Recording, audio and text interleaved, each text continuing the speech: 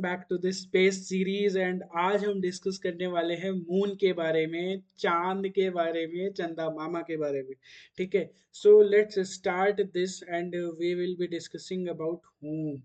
We will be discussing about moon. Okay, so it will be like that. So हम शुरू करते हैं discussion moon के बारे में। एटमॉस्फेयर नहीं है, ठीक है, यहाँ पे हमको अगर जाना है, हमको रहना है, हमको मास्क और जो पूरा एस्ट्रोनॉट का सूट आता है वो लेके रहना होगा, क्योंकि एटमॉस्फेयर है ही नहीं। ओके, अब ये क्यों नहीं है, इसके भी काफी रीजंस हैं। ग्रेविटी जो है वो 1/6 ऑफ अर्थ है, that would mean it is around 16% of G. समझे कि 16% ऑफ अर्थ ग्रेविटी। ठीक है, उसके बाद जो नियर साइड है वो 3,000 क्रेटर्स वाइडर है। ठीक है, 1 किलोमीटर, ठीक है, 1 किलोमीटर। ठीक है, उसके बाद मतलब इतने बड़े बड़े क्रेटर्स भी हैं, 3 लाख, ठीक है, 3 लाख। ठीक है, उसके बाद अब ये देखो, ये तुमने ये बताओ, ये जो काला काला दिखता है मून पे, ये इतने सारे पॉइंट्स दिख रहे हैं, ये क्या होते हैं? सो ये होते हैं मून पे गिरे हुए asteroids. It doesn't have any atmosphere. So कोई भी स्पेस से डेब्रिस आ रहा होता है, कुछ भी होता है, वो मून से टकरा के मून पे गड्ढे कर देता है। ठीक है, मून में 6-6 7-7 किलोमीटर लंबे गड्ढे हैं। इतने बड़े बड़े गड्ढे भी हैं मून पे। ठीक है, that are also known as crater. ठीक है, now I have written something for you. Because of its low gravity, the moon has been unable to retain a significant atmosphere. बेचारे के पास लो ग्रेविटी थी, इस वजह से बेचारा अपने पास सिग्निफिकेंट एटमॉस्फेयर रख ही नहीं पाया।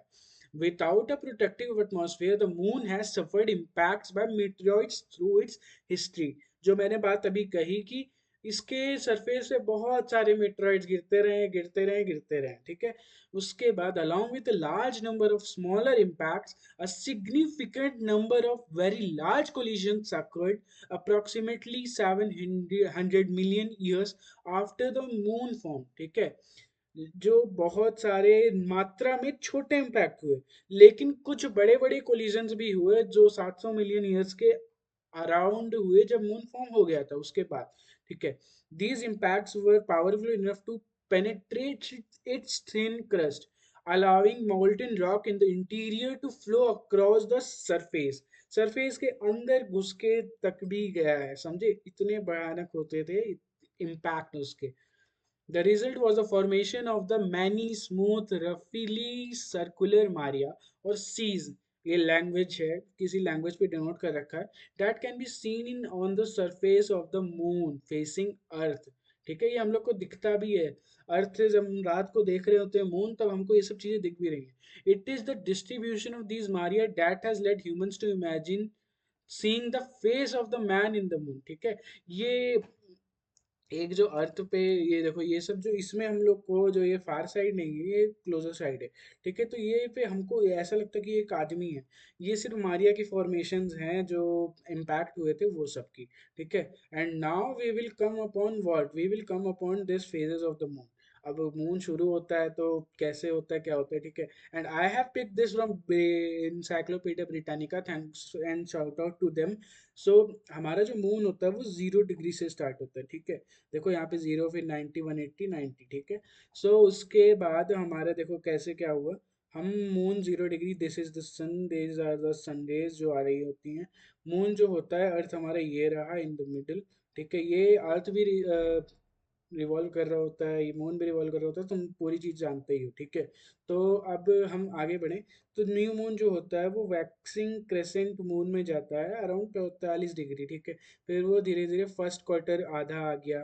ठीक है, फिर 90 डिग्री के अराउंड, फिर 135 डिग्री के around waxing Gibbs moon. Okay, उसके बाद आ जाता है full moon when it is 180 degree. उसने पूरा एक रास्ता जितना था वो ट्रेवल कर लिया 180 डिग्री के अराउंड। ठीक है, वो फिर घूमता है। ठीक है, फिर वो वैनिंग गिबस होता है जो धीरे धीरे कम होता जाता है, अपनी जो सुंदरता बिखेर रहा था वो कम होती है, फिर एक नया महीना स्टार्ट होने की तरफ बढ़ता है।